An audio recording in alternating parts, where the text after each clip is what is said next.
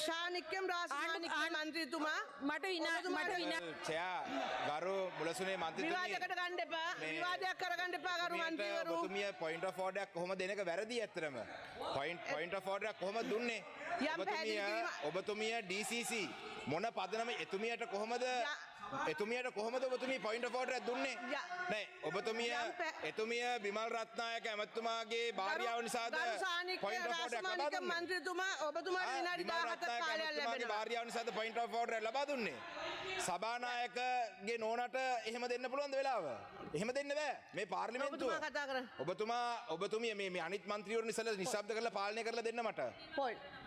point අනිත් මගේ වෙලාව පටන් ගන්න කලින් අනිත් මන්ත්‍රීවරුන් නිශ්ශබ්ද කරලා දෙන්න ඔබතුමිය. point එක කියලින් ලිමක් කරනවා නිවැරදි කරන්න. point එක කියලින් ඔබතුමියගේ මං ඉල්ලීමක් කරනවා නිවැරදි කිරීමක් කරන්න. point එක කියලින් point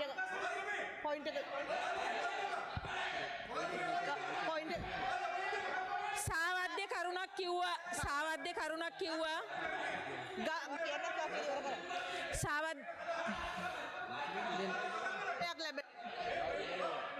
නොමගේවන්න දෙන්න බැහැ. රාසමානිකම් මන්ත්‍රීතුමා ඔබතුමා කතා කරන්න ඔබතුමාට විනාඩි 17ක් කාලයක් තිබෙනවා. සභාව පාලනය කරලා දෙන්න මට කතා කරන්න බෑ. මෙහෙම සභාව පාලනය කරලා දෙන්න. කරුණාකර සභාව නිශ්ශබ්ද වෙන්න රාසමානිකම් මන්ත්‍රීතුමා ඔබතුමා කතා කරන්න.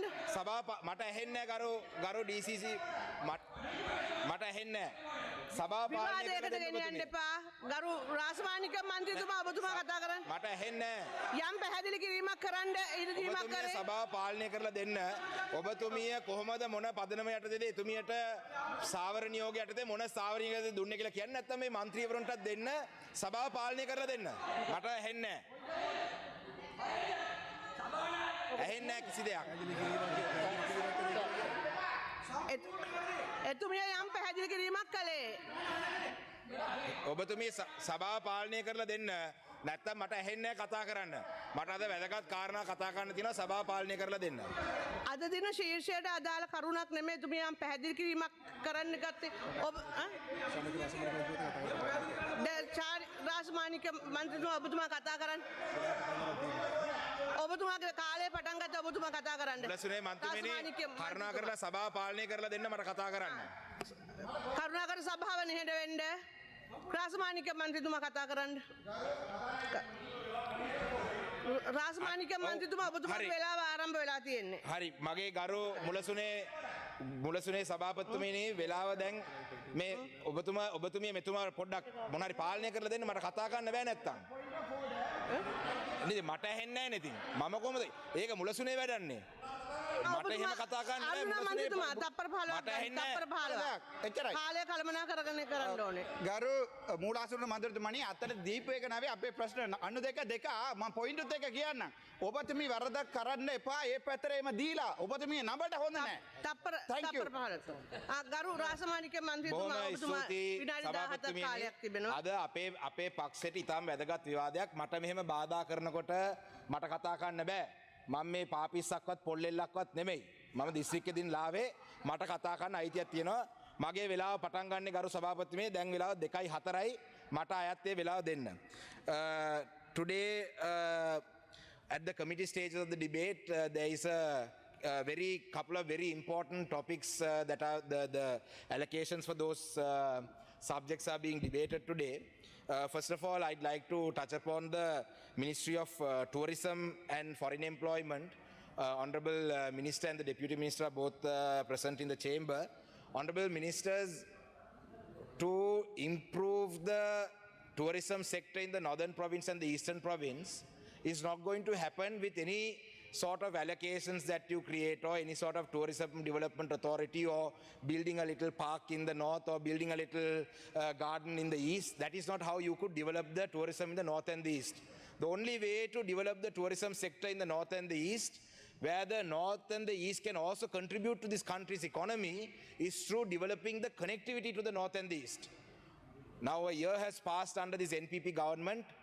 One such avenue of improving connectivity, which was the KKS harbour, has been delayed. now we are beginning to hear good things that the KK's harbour will finally be commissioned for development this year. So we are happy. We thank you for that. At the same time, we would like to urge you to look at developing the Palali International Airport. When we recently concluded a tour to the Palali International Airport, the Civil Aviation Authority told us that the 1948 runway, that the surface need to be relayed for the tourism, for the A320, for a A320 plane to land.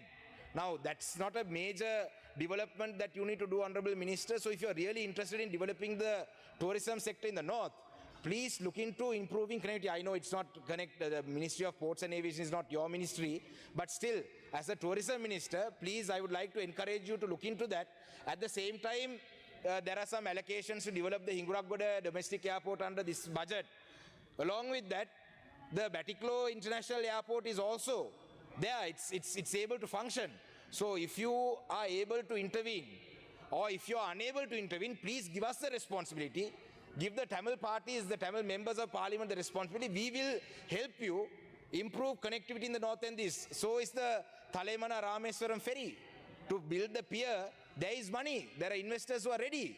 So please, without talking about different projects that you are planning to undertake to develop the tourism sector, please look into the connectivity aspect. And at the same time, the Foreign Employment Bureau also, I'd like to thank my friend Arun Hemachandra also. I think there's a new scheme that has been launched to give domestics who fly to those countries to buy the airline tickets on a concessionary basis. That's a very welcome. That's a move that we welcome.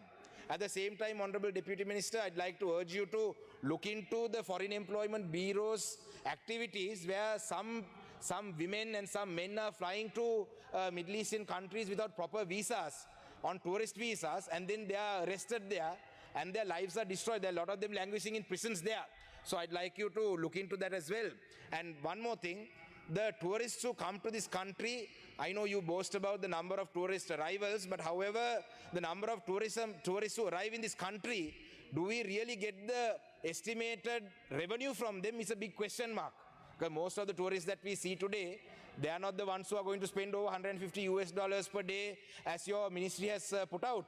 So please look into that, because both of you, the Honorable Minister and the Deputy Minister, have a huge responsibility, because the Foreign Employment Bureau and the Tourism Ministry are two main streams of foreign exchange earning streams for this country. So you have a big responsibility on your hands, and I would like to wish you all the best. Now again, with the Foreign Ministry, it's very unfortunate that the minister in charge has gone to Geneva, and the minister has proposed, or minister has suggested to the Office of the Human Rights Commissioner that a domestic mechanism will be used to address accountability issues in this country. Now, Honorable Minister, you are very aware that the victim community have rejected any domestic mechanism.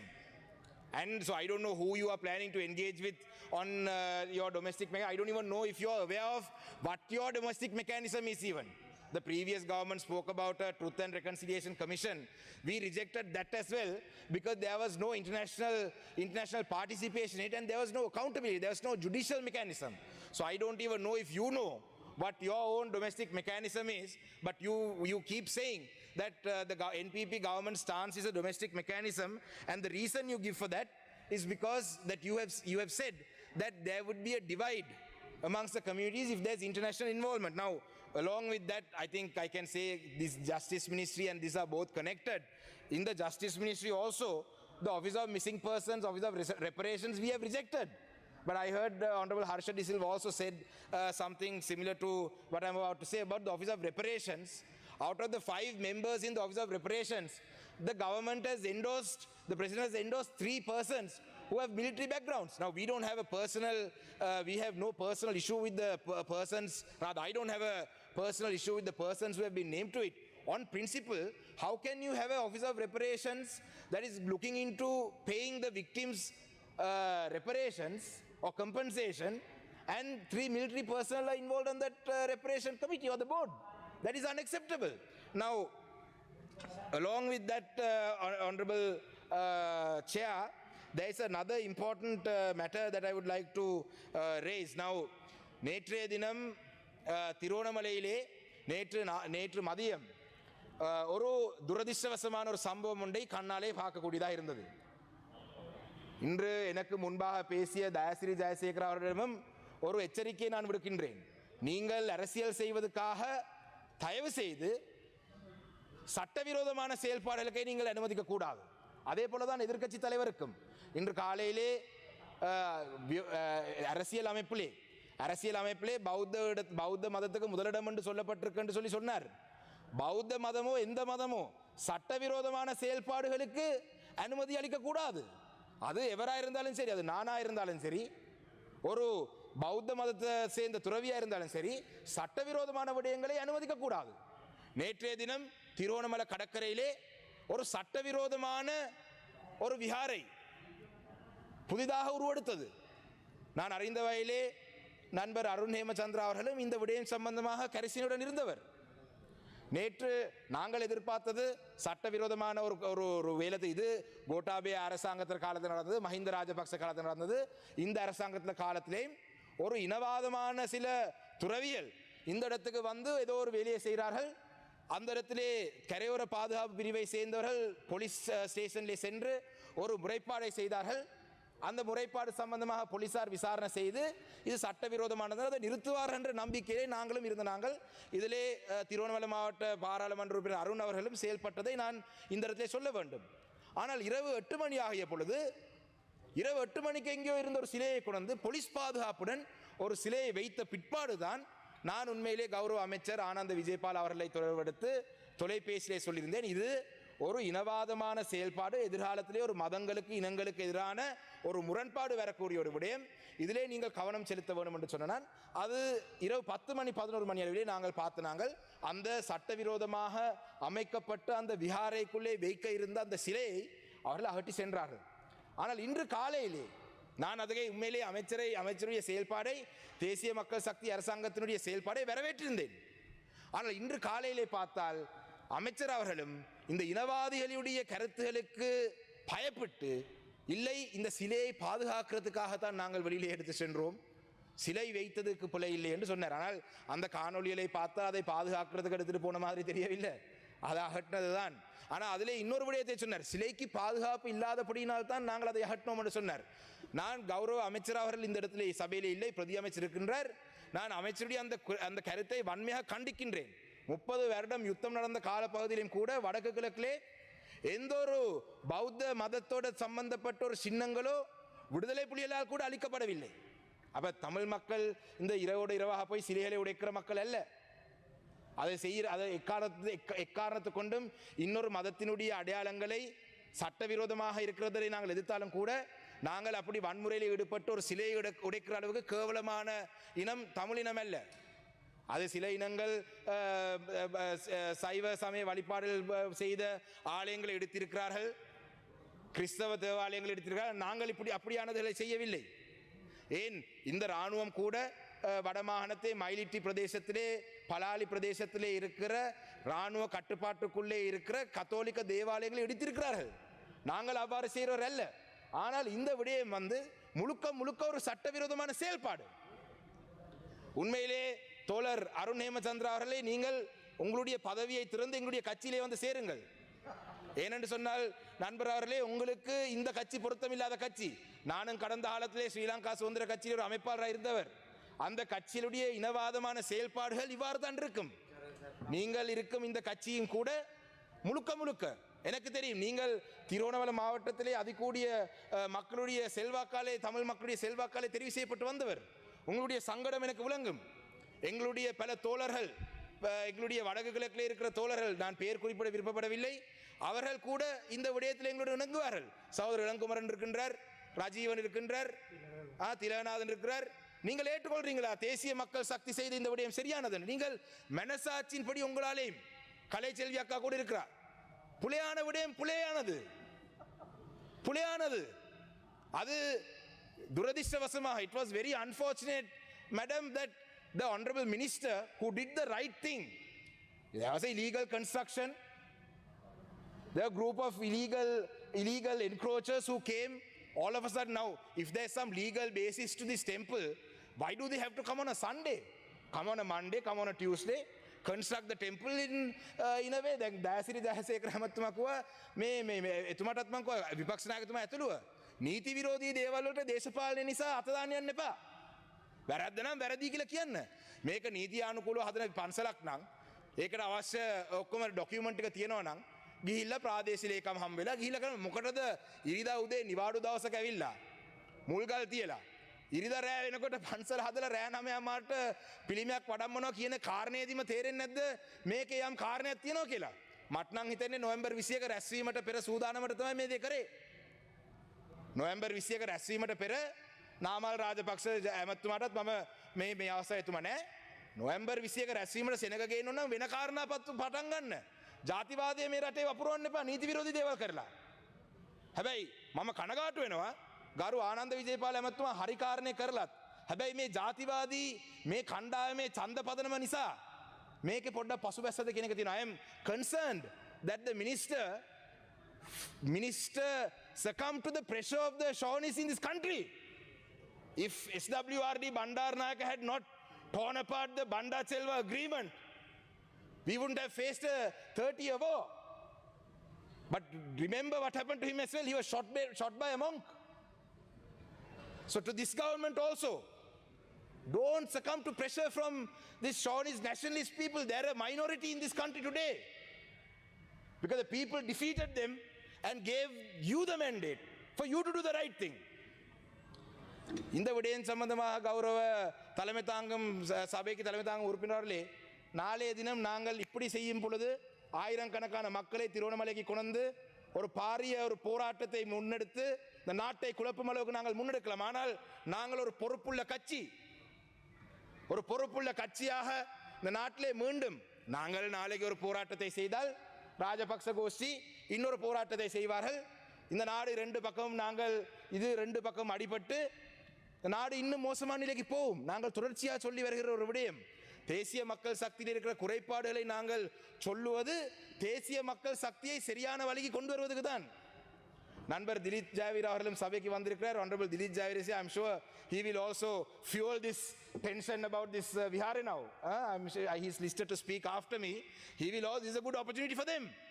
Honorable Dilip Javir will use this opportunity now to fuel some tension, to say that the NPP government is, destroying Buddhist culture. He will do that. Wait and see. His speech is next, right after mine.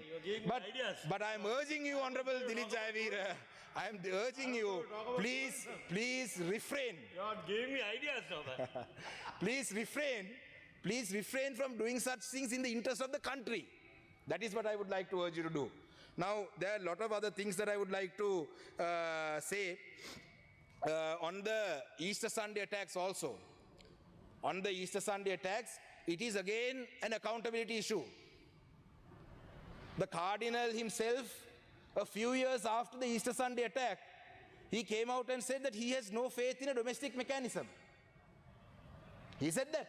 ගරු මන්ත්‍රීතුමා තව විනාඩි දෙකක් කාලයක් Thank තිබෙනවා you. ඔබතුමාට. The Cardinal, after a few years after the Easter Sunday attack happened, he has come out and said, not recently, a few years ago, he said that he has no faith in a domestic mechanism. And now the President's comments the other day about the Easter Sunday investigation being a little difficult because the state has to investigate the state justifies the Cardinal's position. So now Cardinal, after a few years after the Easter Sunday attack, has asked for an international investigation. Now our party, we are the largest party that represents the victim community since 2009. Now it's almost 16, now by in a few months it will be 17 years. When do you think our people will finally get to know the truth? You have no reason to protect the Rajapakshas. Why are you worried? Were you all part of the group that committed these crimes or accused of committing these crimes? No.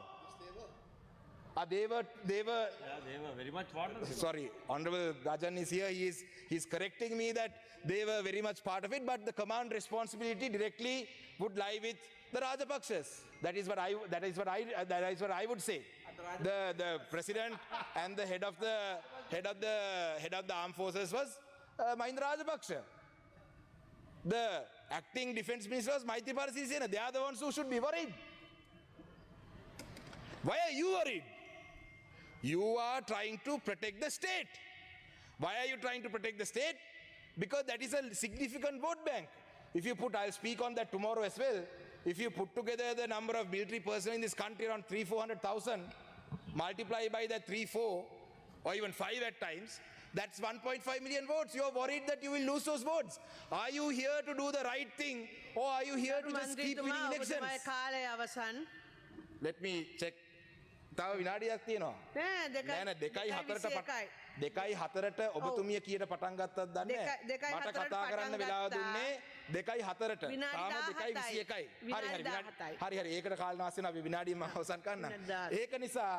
ඒක නිසා ගරු මේ අවස්ථාවේ විජිත හේරත් ඇමතුමා තමයි cabinet ඇමතිවරයෙක් හැටියට මේ ඉදිරිපේ ඉන්නේ.